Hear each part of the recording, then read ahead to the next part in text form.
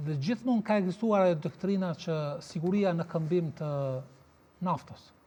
Por ata tani ndodhen në një pozitë kur s'ka na siguria së naftës.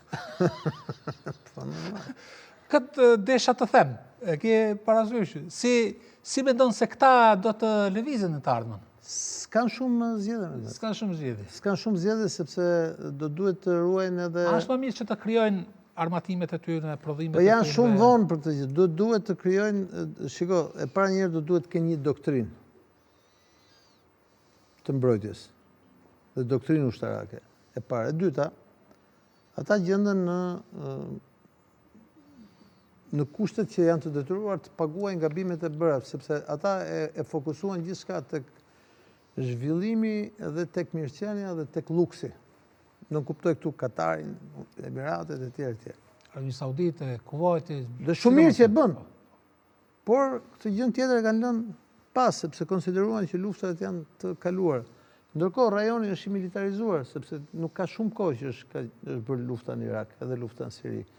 Por edhe kjo zona këte, Somalia në luft, Eritrea është një regjim ushtarak shumë i fortë, Jemeni në luft, Sudani në luft, Egjipti është një regjim i fortë ushtarak. Pra çështja është që ata e kanë lënë këtë histori, siç bëjmë edhe ne shqiptarët, e kemi deleguar.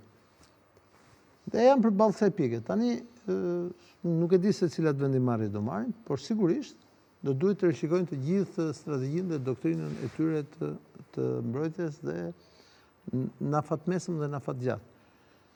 Dhe në anën tjetër duhet të kuptojmë një gjë që e gjithë kjo pjesë këtu, përveç Omanit që ka male, po Emiratet, Bahrein, Arabi Saudite, Kuwait, deri larg Katar që shkon kufi me Turqinë, është gjitha fush. Shkretir dhe fush. Shkretir. Irani është mal. Është kështjellë malore, pra do ta rikonceptosh gjithë gjën. Dhe deri tani ne kemi thënë, prioriteti politikës jashtme të perëndimit në linjën e mesme ka qenë Izraeli dhe aleanca me vendet e gjirit për shkak të gazit dhe të naftës. Tani kjo luftë tregon dobësitë e sistemit tonë. Cilat janë dobësitë? Siguria energjetike, siguria e transporteve, detar, ajror, toksor e kurudhor.